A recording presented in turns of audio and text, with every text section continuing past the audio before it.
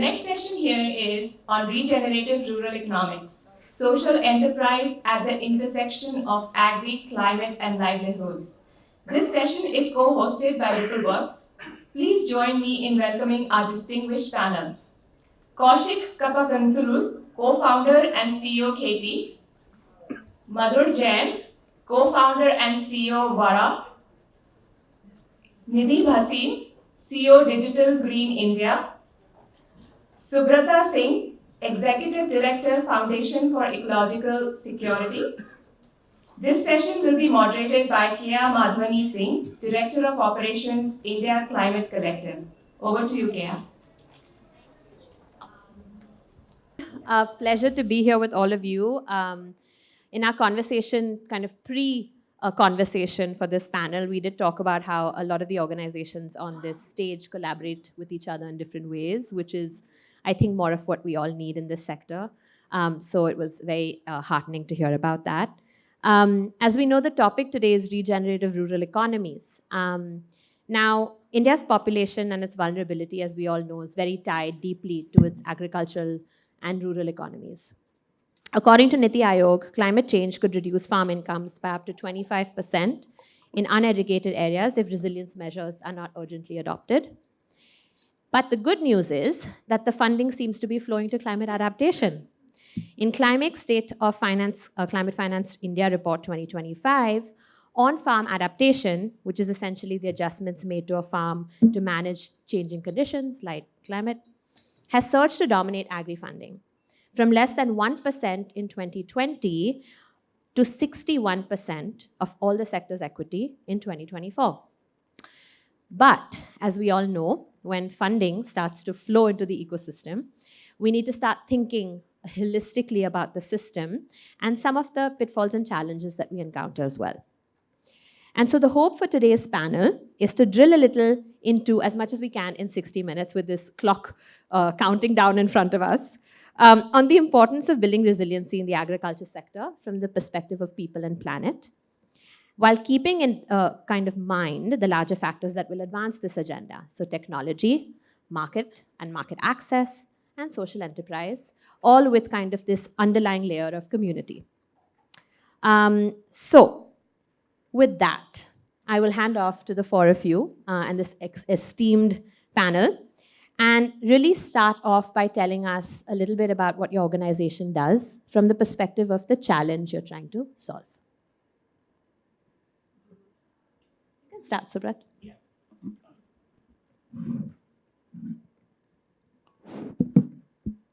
Hello, is it audible? Yeah. I am Subrata. I represent Foundation for Ecological Security. FES works largely in the back end, I would say, of this entire agriculture economic system. And basically, what we do is work with communities in regenerating largely their shared resources, their forests, the grazing lands, the water bodies, which are key to the agriculture, to the farming systems. Looking at the problem, I think if we look at just the data, about 205 million acres, almost 25% of India's landmass are community, the common lands. Either in the form of forest, pastures, or other commons that they use. And if we look at the kind of economy that it provides, it's about $90 billion worth of ecological services that it provides. And most of it, almost 60 to 70% of it, is for agriculture. And that is the key. And if these lands are degraded, it impacts directly to the agriculture. And that is where we try and pitch in terms of how these resources, how communities have tenure to these resources, how they are able to govern these lands, and how we can access support for restoration of these lands. And we believe if we do three of these aspects, it leads to improved livelihoods and better ecosystems. Thanks. I'll go next. It's lovely to be here.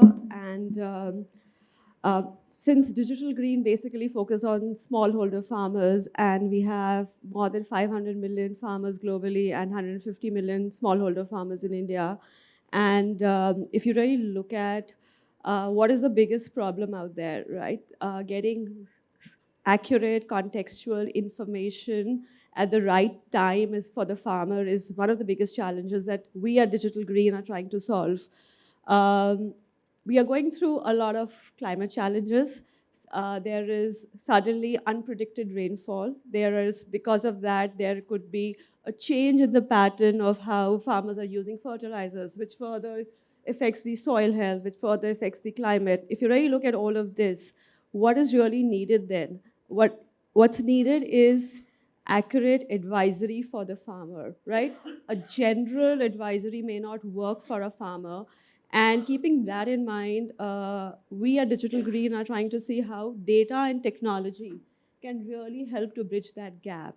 While we've been working with farmers for the last 17 plus years, and we have worked with about 8 million farmers, but especially today, in the last year and a half, we are trying to see how AI and technology can really help to bridge some of these gaps for farmers. And we are already working today globally with 500,000 farmers.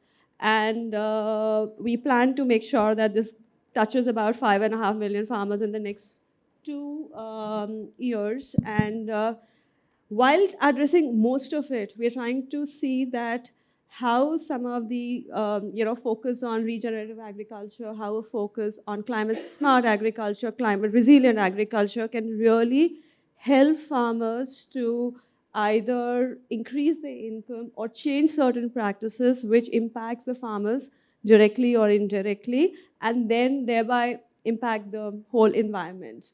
We really feel that this is one way for us to bridge the gap for the farmer, how technology can really impact farmers at scale at the last mile.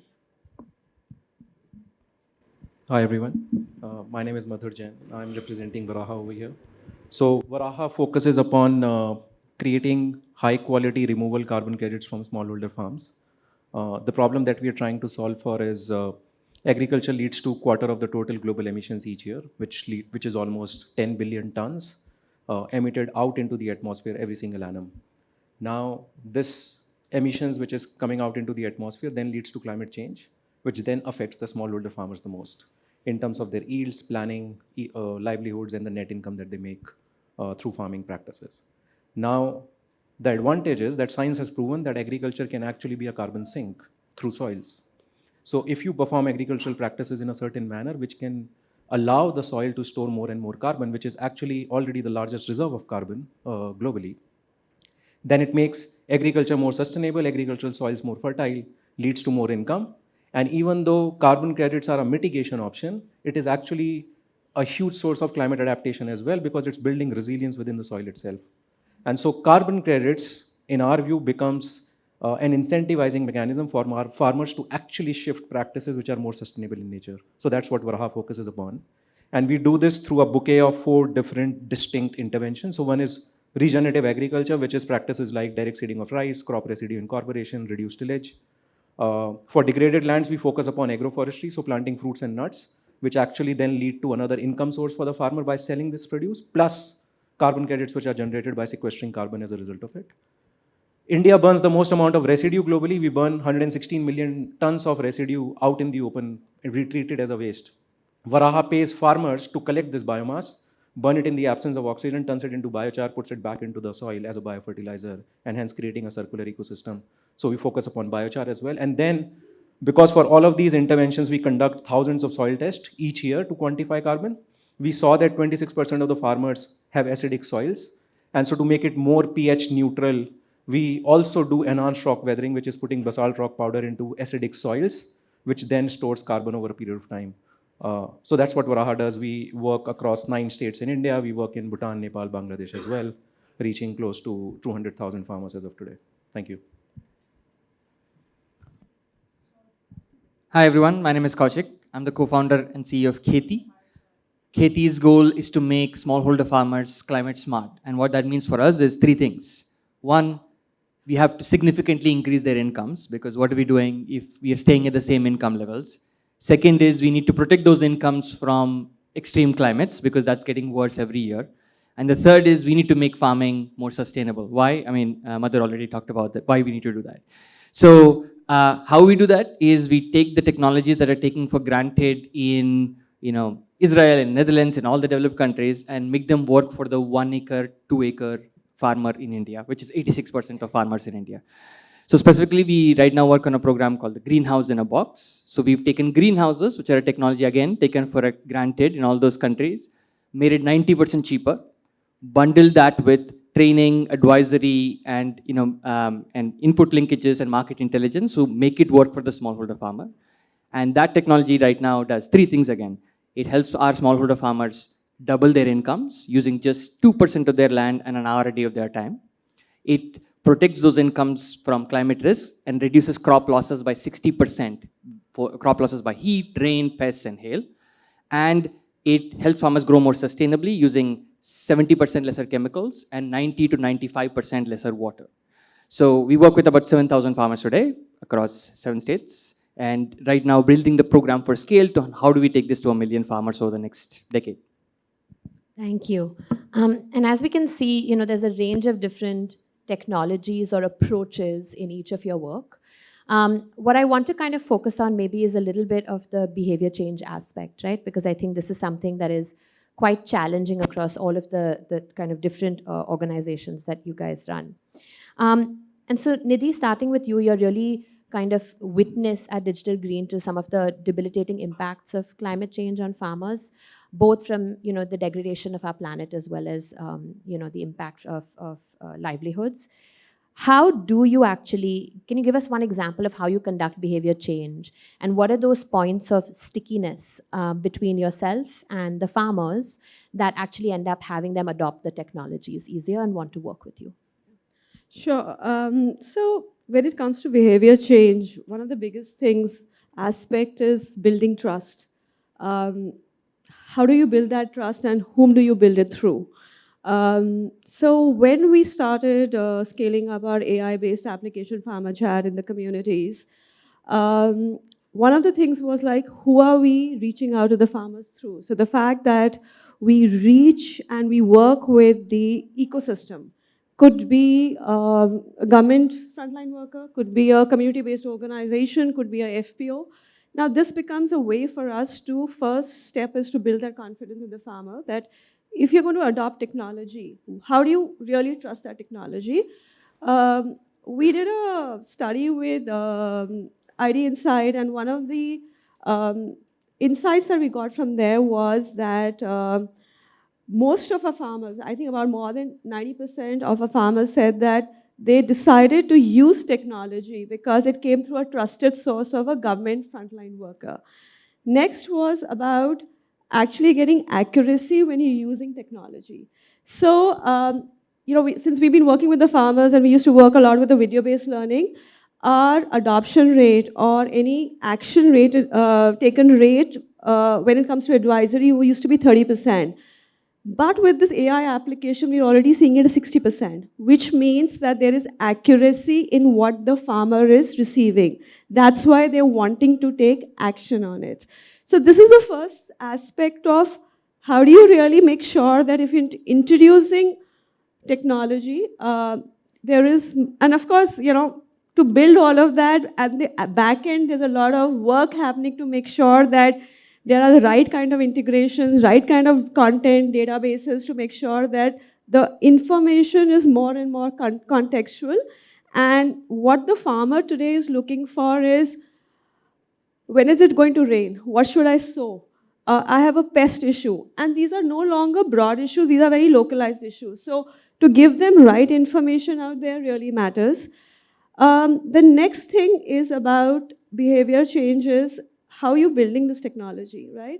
Are you building it for the farmers or with the farmers? If you want behavior change, you have to make your user, in our case the farmer, a part of that journey. And continuous feedback mechanism, continuously understanding what the problem statement out there is. How is the farmer using it? Has really worked towards ensuring that the farmer adopts it. And then coming to the next part of behavior change and focusing on gender.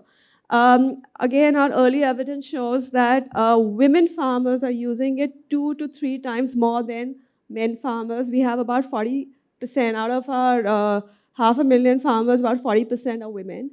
And they are finding it, one, because we worked on certain features which are inclusive, and also being a multimodal app, it overcomes the challenges of illiteracy. So text to speech, speech to text, image to text, and speech.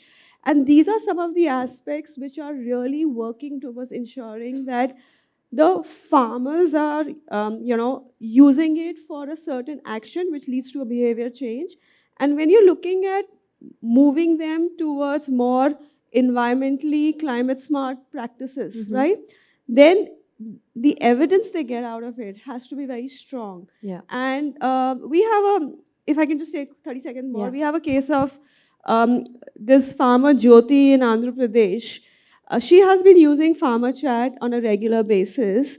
And today, because of all the advisory she's getting, all the input she's getting for moving to natural farming, she has, in fact, she used to have only 1 acre of land. She's taken 3 acres of land on lease because the advisory she's getting is so accurate, and she's ready to invest into it to make sure that her income increases. So within a period of, let's say, 6 to 9 months, she has moved from actually being just a farmer to more of an entrepreneur.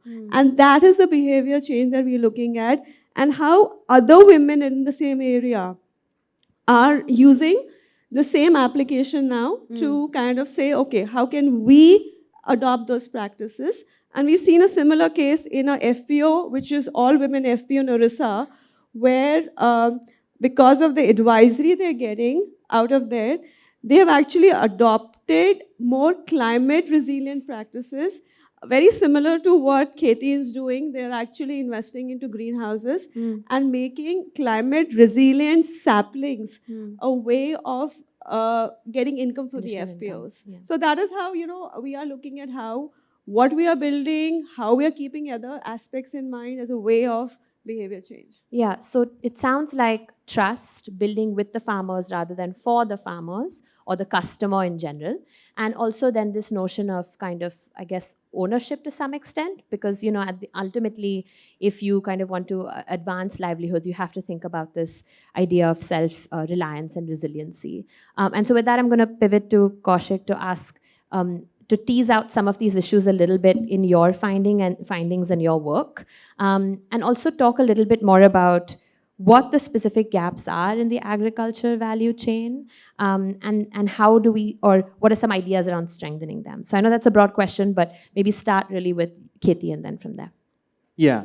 So just adding on to what Nidhi already talked about, behavior change for especially asset building, which is what we're doing, is a little bit, one level more difficult, right? Because asking farmers to invest into an asset, which makes money, it can pay for itself, over a year or, maximum 2 years. But you're asking for trust not only in terms of, okay, do a practice differently, but you're also saying, put your money behind it, put your investment, hard-earned investment behind it.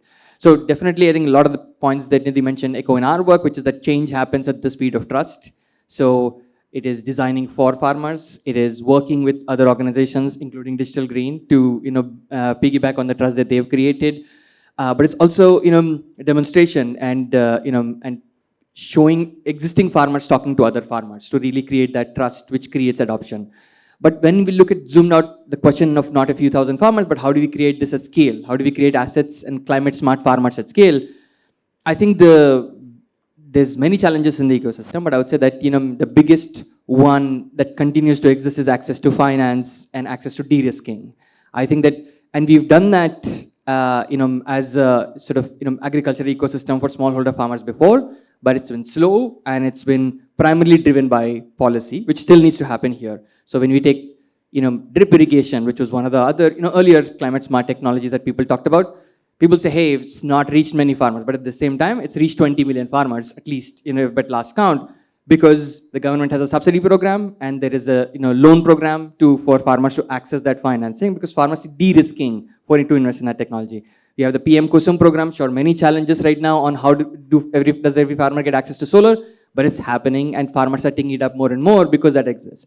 So I think we're doing those piecemeal, but how, as we look at sort of creating overall climate smartness, how do we do it at an ecosystem level that if you give farmers access to finance, they will take a decision what's best for them. And they can decide whether they need advisory, they need assets, they need market linkages, but that access to finance and de-risking right now primarily exists in narrow streams. And obviously the Kisan credit card is the great example, but that's for inputs and 1 year. But how do you create long-term assets, which is what climate change needs? You need a 3-year investment horizon at least, if not more, before you can become climate smart. So I think that's what we are trying to solve as well, but but needs to be solved as an ecosystem for all of us to succeed. Yeah, and I think there's no doubt that this is all patient and slow work, and nowhere is it kind of more slow in some ways than in the work that I think, Subrat, you lead with FES. In your work, kind of working with communities and really building a sense of ownership around the commons. Like this is, you're really up against some very entrenched issues and challenges. So from your perspective, I'd love to hear, how do you really advance climate action and at the same time address thoughtfully local priorities? And what are some of the ways in which these two issues reinforce each other? What are the harmonies? Maybe, give us some sense of how that happens.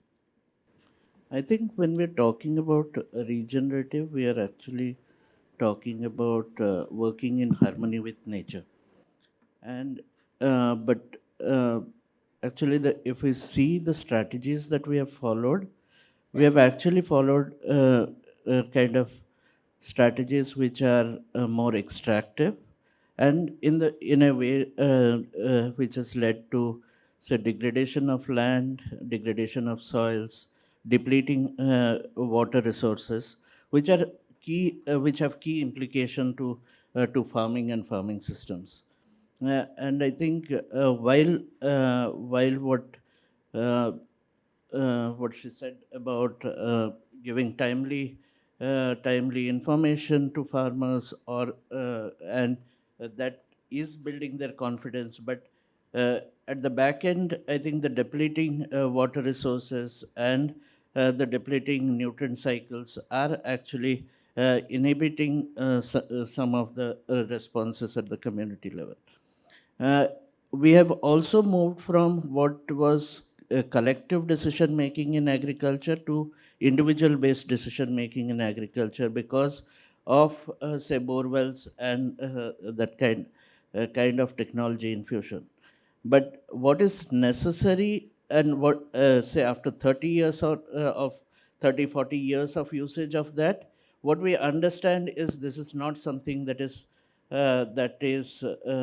we can continue with, and there is a need for engagement at the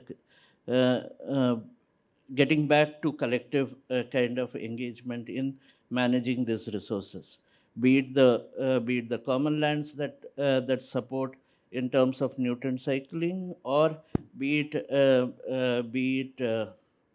looking at behavioral change in water, in the way we are using water, from moving. What has led to today is also based on the economic designs leading to cropping systems that are more extractive or water intensive, and there is a need for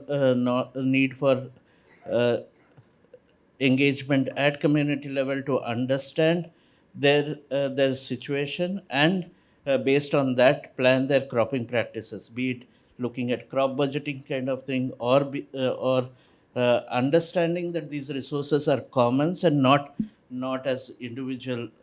The water that is available from my bore well is mine.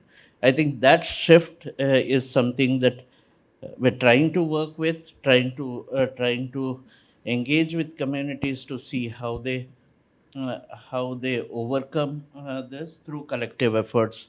And I think that's a task that a lot of us have to come together to do, but that is something, yeah, that is Yeah, necessary. that's the hard work. Yeah.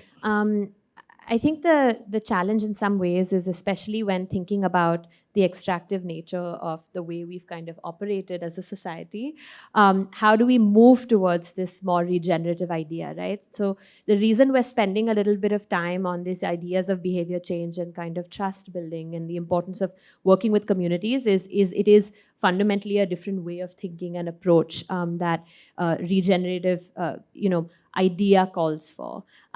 So with that, I think it's also important to kind of recognize the reality in terms of the market and what the market could potentially provide as solutions for these challenges. And so turning over to you, Manoj, can we learn a little bit more about maybe some of the tensions that you kind of explore in your work when it comes to the carbon markets, and also some of the ways in which you kind of think about what the challenges could be and positive approaches from that? Sure.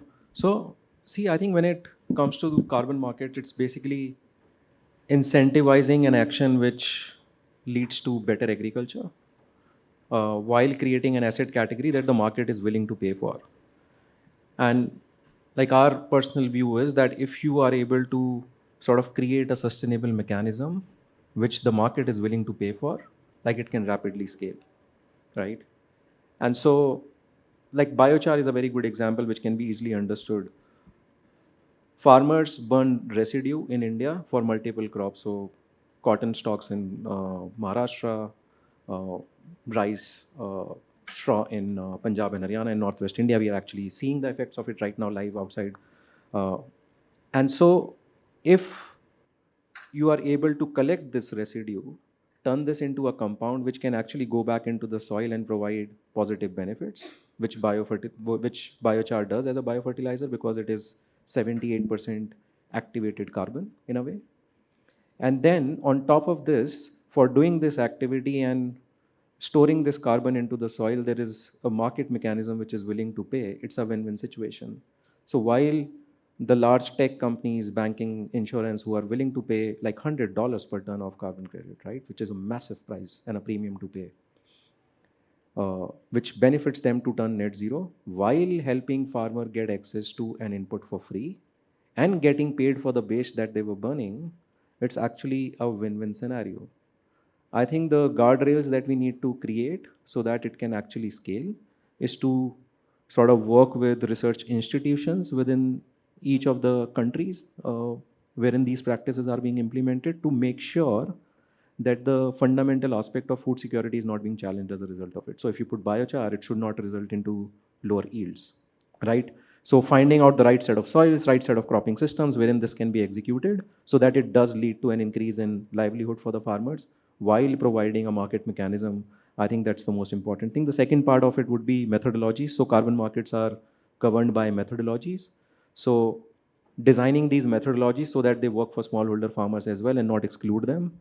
I think that's the second thing which needs to be taken care of. Otherwise, you're just building it for farmers who are living in US, Europe, and larger farming ecosystems, which has been a challenge which we faced when we started. But over a period of time, we've seen that the market saw that the benefits of doing this in smallholder geographies is much more immense in terms of co-benefits.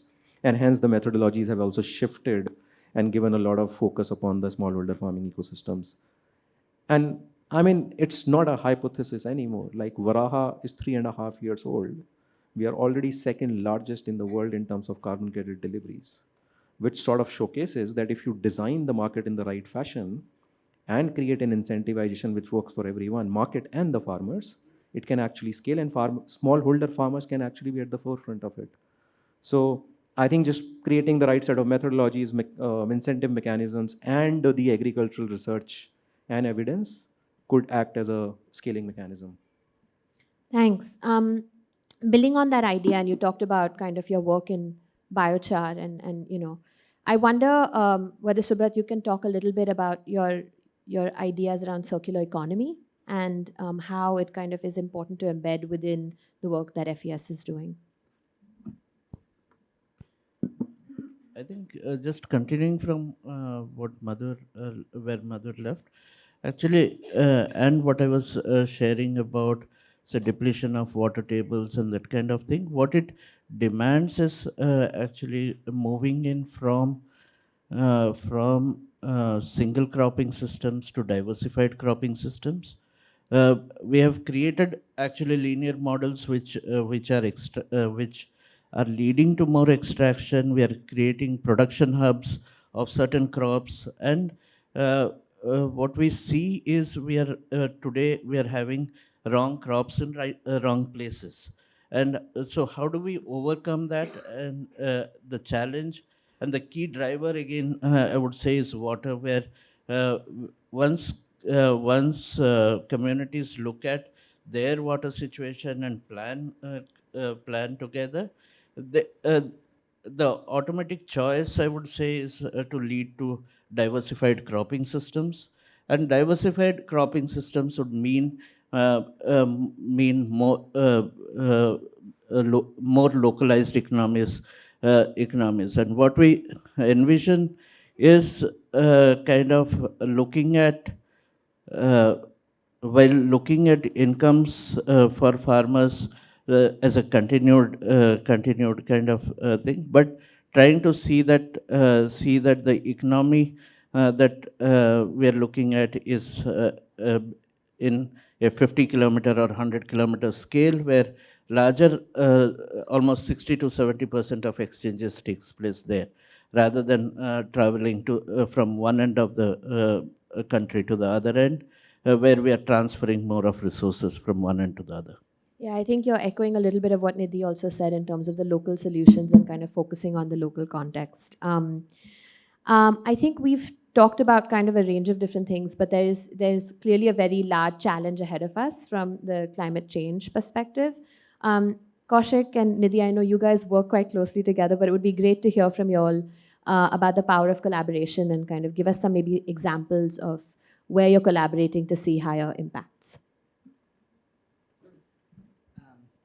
Yeah, so I'll let Nidhi add more, but as I mentioned before, so I think for us, when we looked at the big problem of saying, okay, we need to make farmers climate smart, I think it was very clear, one, even with few solutions we developed, we can't really scale ourselves. But second, also, one thing is not enough, for farmers to become climate smart over time. Like, a greenhouse is not enough, just advisory is not enough, a solar panel is not enough. We need all of the above to really move smallholder agriculture at scale. So that's been our philosophy. We call it V is greater than the I. So of continuously looking at how do we not reinvent the wheel and work with others. So one of those collaborations was with Digital Green as well, where I think the actual project we worked on in Telangana, where we started out, was Digital Green had spent so many years in one, creating a network of farmers who they've given advisory, but also working with government and creating sort of a policy interest in terms of helping farmers become more, climate smart, regenerative, but also,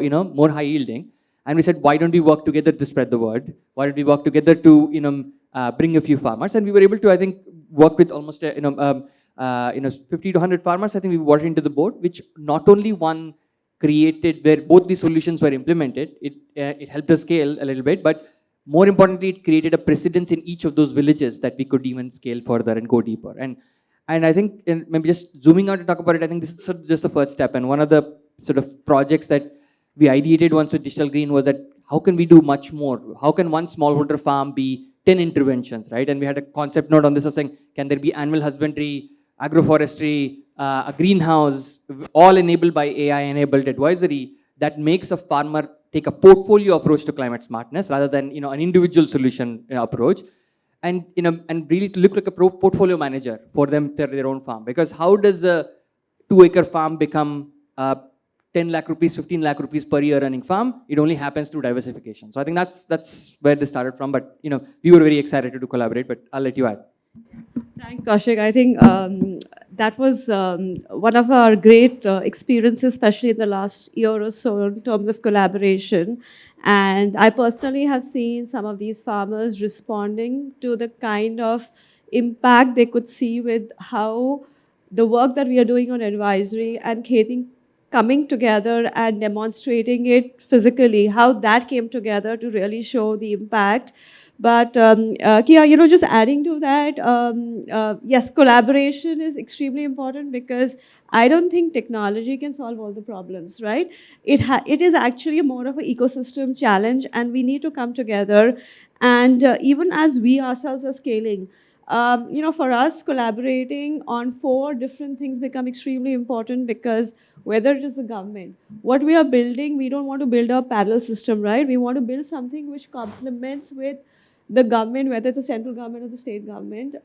Second is in terms of, the content. So collaborating, partnering with academic institutions, right, universities, to ensure that content is more and more robust, accurate, contextual.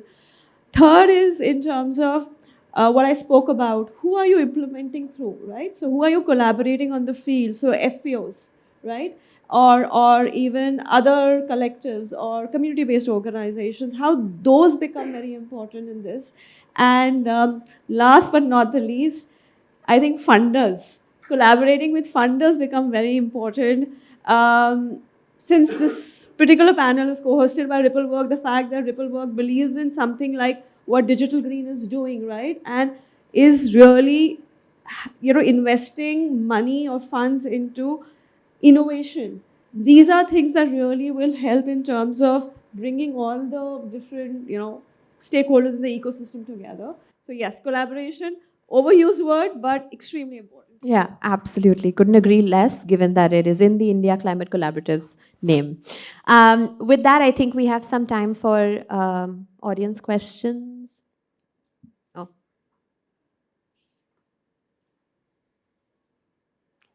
Is it through the system? So, okay. We already have some questions. I believe there's a way to share through the QR code. So use the QR code and share your questions there. Okay. Okay, this is interesting. How can we get better at diffusing effective adaptation and regenerative technologies faster? What role does the government and philanthropy have to play in this space? And we started teasing this one a little bit out. So with that in mind, if anyone wants to add to what Nidhi just said.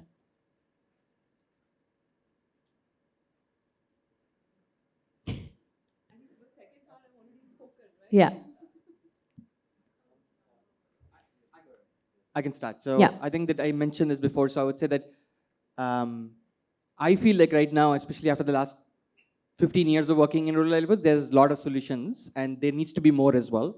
But I think that one is, right now it is a problem of diffusion and how do we get it to scale? And I do feel right now, maybe I'm biased because of where we stand, it is, there is a need for, I think, coalition building and policy integration. I think there's enough policies also for doing this. There's intent. There's nowhere in the government where somebody says we don't want to scale up a climate smart technology. It's just that how do we make it reach the last mile is the sort of the work that is needed. I think which we should achieve over the next few years. I think philanthropy has played a role for us in terms of the de-risking in the beginning of building the technology and also this transition towards scale with policy. And I think it continues to need to play that role and we need more and more of those solutions to come in. But I think we also need to take all the ones that we've developed over the last 10 years as a sort of a industry and say, how do we get them to 1 million farmers each at least? So that's where I think we'll find that and get it to the market level because markets will then take it to 1 million to 100 million. Yeah, great. Okay, thank you. Okay, so this is maybe touching a little bit upon the AI piece, which is how can quality data sets be maintained to ensure that AI applications are able to generate localized advisories, especially in disaster-prone coastal districts? Can you just repeat the question, please? Yeah. How can quality data sets be maintained to ensure that AI applications are able to generate localized advisories? And they've asked specifically in the context of coastal districts. So when it comes to maintaining quality data sets, I think it's also a lot about availability of data. Yeah. And so one, of course, we are talking about what all data is available, and that's where the earlier thing about collaboration and working with the government to ensure that the right kind of data sets are available. But I think it's also about the feedback mechanism, right? So to make sure, because the question was on quality, right? To make sure that there is more quality in terms of the content that is going back to a user, right? And I'm talking completely from a farmer's point of view, that in terms of we have a system where we take feedback from a user on a regular basis, which is about in-app feedback, off-app feedback, also ensuring that we work with a set of agronomists to ensure that whatever replies or answers or queries that are getting answered on the app, they get verified further to make it more and more accurate. And then about the other side of AI data is the voice data, all that data, and I think there's a lot of work happening around that. We ourselves are trying to make sure that there is more accuracy, because the user is using more of voice data than text data, to ensure that we partner with the right set of players, whether it's a Google or a Bhashini, to ensure that there is more quality in the times of the answers that are getting back to the app. Just a follow-up question on that while this Mentimeter comes back to me. Is there further applications for the data from your perspective, or is it just kind of within the farmer chat ecosystem at now, or are there kind of other applications post that you're thinking of? We are Digital Green, so what we are trying to do is we are trying to make the application a little more robust, if I can use that word, because while we started with the advisory side of it, we are ensuring that once the advisory reaches the farmer, there is certain action taken on it. So we are building the service layer, and our application is interoperable. So what we are doing is, instead of building more apps or more products, we are seeing what's there in the market, and we are trying to say how we can partner with them. So we are in conversations with social enterprises and startups which are working on either a marketplace, or in terms of services and schemes, or in terms of credit. So instead of saying we keep on building more products, we are trying to make, can this one product be the core product for the farmer, and we bring all the players out there and disseminate information through it. Great.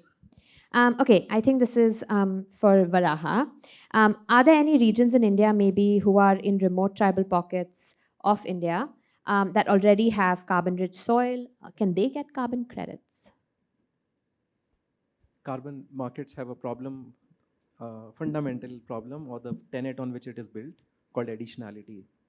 So whatever you have as a baseline in terms of soil organic carbon, you can't really create carbon credits on that. So based on the intervention that you execute on the ground, whatever the delta that gets created as a result of it, that constitutes as the carbon credit mechanism, right? So suppose you had 0.3% soil organic carbon, you did direct seeding of rice, crop residue incorporation, and that increased the soil organic carbon to 0.5%.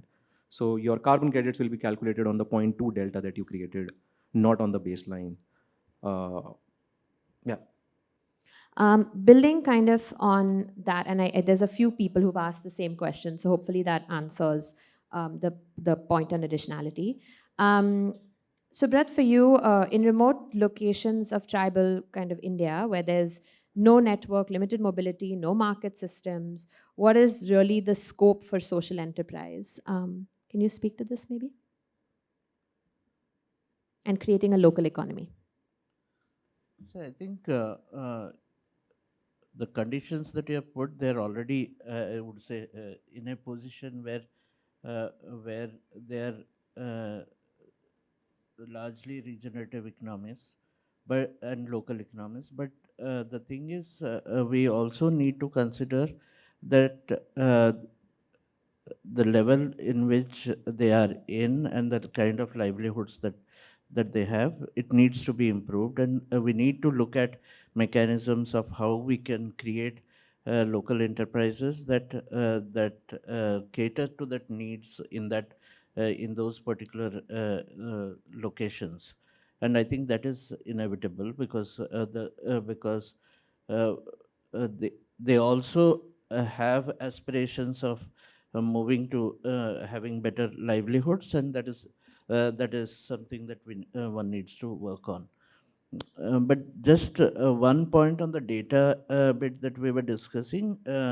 When it comes to this, to the back end kind of thing about the resource conditions and that kind of thing, what is necessary is that we have certain kind of foundational data available to to the governance institutions, be it village or be it panchayats, because that is based on that entire farming or other livelihood activities can be planned. Yeah. And in the absence of that, what is happening is more of a chaotic kind of a kind of development. And that I think we need to look at as we are building, be it the agri stack or be it the India database that is being created for governance. Yeah, getting better at the baseline, basically. Okay, one question. I think this is the final question for any of you, or more of you. When working with farmers, what initial capacity building or digital literacy support is typically required? Given that technology evolves quickly, how do you ensure that farmers stay updated? So that's not an easy problem to solve.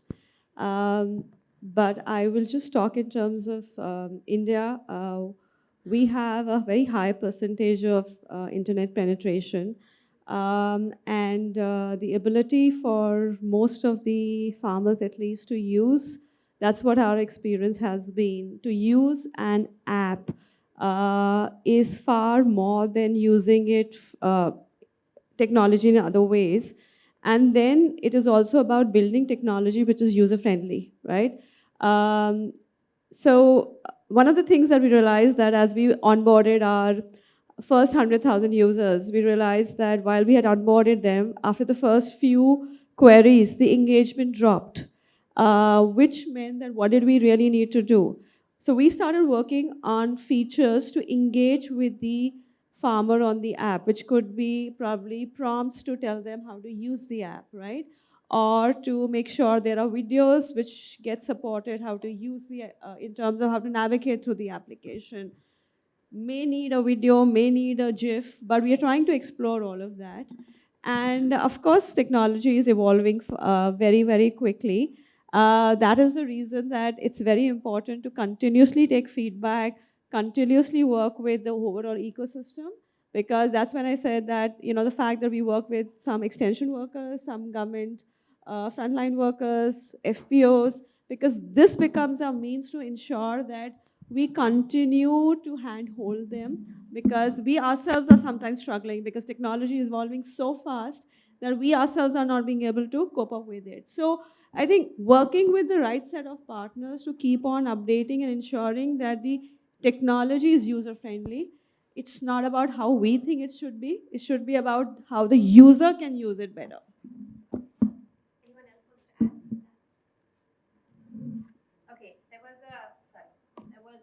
Another question which I thought was interesting, and I got permission to ask one more. Should efforts to promote sustainability and environmental conservation focus more on urban populations rather than rural populations, given their higher consumption patterns and potentials for impact?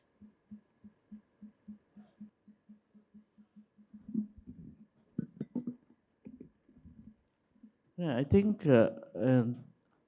that's necessary because what is turning out in the rural area is actually they are beginning to respond to urban demands, and what we are seeing is this change in cropping practices or the crops that are coming in, or I think is a response to the urban requirement, and whatever we require on the plate is being actually accessed from surrounding areas, and therefore the extension system in agriculture is also directed towards that, and they are trying to promote.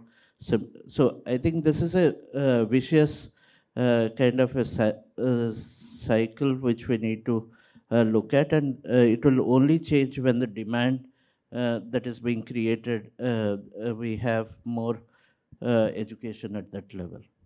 Anyone else who has thoughts on this? I have a point of view on this as well. So I don't think it's a either or problem that we should do this and not that. I think there is enough capital available of different categories. So if you see in the urban scenario, it is the capital which has been made available is much more VC and risk capital, which has been, or market driven capital, which has been made available in terms of solar financing, offshore wind projects, EV that we have seen, solar, rooftop solar, that has taken off in a big fashion in India in the last 3 to 5 years, especially with the cost going down as well for electricity, which is coming from these sources. So I think on the urban side as well, there's a lot of capital which is going in, but it's of a different kind. When it comes to agriculture, as long as food security is not being compromised and you are able to add a lot of value in terms of saving water, increasing soil fertility, farmers' income, while mitigating the amount of carbon which additionally go out into the atmosphere, I think there's a different capital which is tending to that need. So I think we need to do both. We find ourselves in the middle of a very large problem right now. And I think we can't just choose. We should do everything that we can, in my view. Any closing thoughts? I couldn't agree with that sentiment, Manoj. Any closing thoughts or things that you would like to leave this audience with before we wrap? I'm happy to add. So I think most of the market mechanisms have been driven by the West, like most of the new asset classes which have been generated. And smallholder economies often lags a lot. I will just put a point of view from our work, which is carbon credits, removal carbon credits. My view is that India, because of suitable conditions in terms of temperature, rainfall, agricultural land, talent, capital, all of these factors coming together while being a growing economy and will continue to be for the next 15 to 19 years based on different forecasts. My view is that in the next 3 to 5 years, India will be the largest provider of removal carbon credits to the world. So this is one sector wherein we are not going to lag, we are actually going to lead while creating billions of dollars in income for smallholder farmers as well. So I think that is quite exciting to be at the forefront of a growing economy and a growing sector and making smallholders farmer lead that and India being at the forefront of it as well.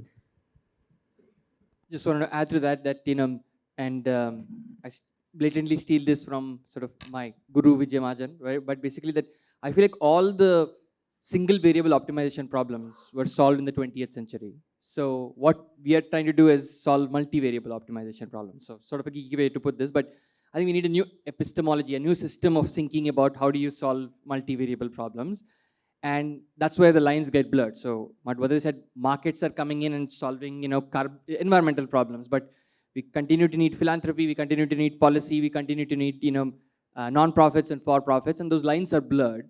And when I started in the sector, and the positive version of this, when I started in the sector, the lines were not as blurred. You have to stay in your lane. And there was emerging social enterprise, but sector, but there is also either you are microfinance and basically you're a for-profit masquerading as something else, but or something else, right? So now I think that people are actually able to reach across divides and build these complex models, which is, I think, super exciting. I'll just add to that in terms of what I earlier also said, that it's very important when you're building something, you build along with your user and not just build for the user, because that's where anything becomes more scalable, sustainable.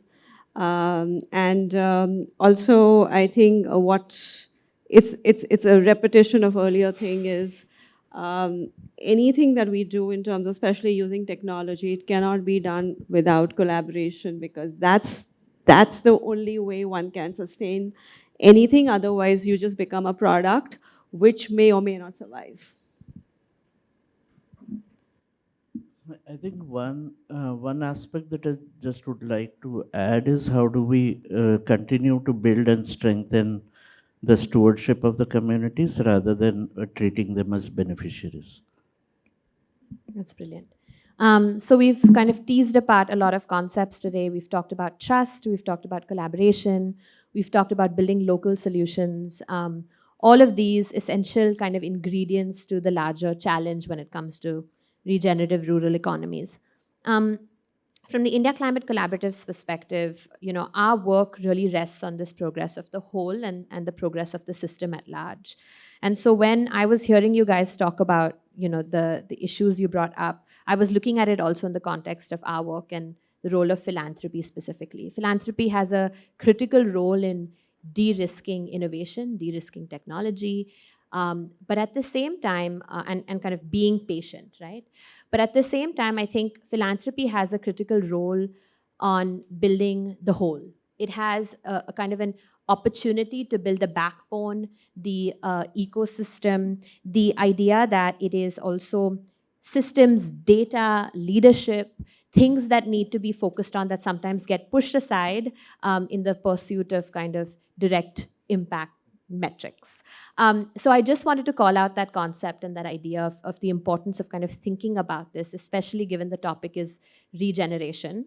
And so whether it's the perspective of our planetary health, whether it's the perspective of our agricultural economy, the opportunity for securing livelihoods, combating climate change, and also the regenerative nature of social enterprise in itself.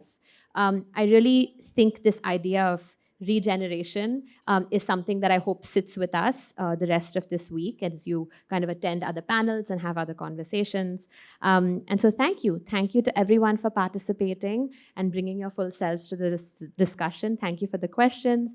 Thank you to Rippleworks for co-hosting, and thank you to Charcha for bringing us all together. Have a lovely rest of your week.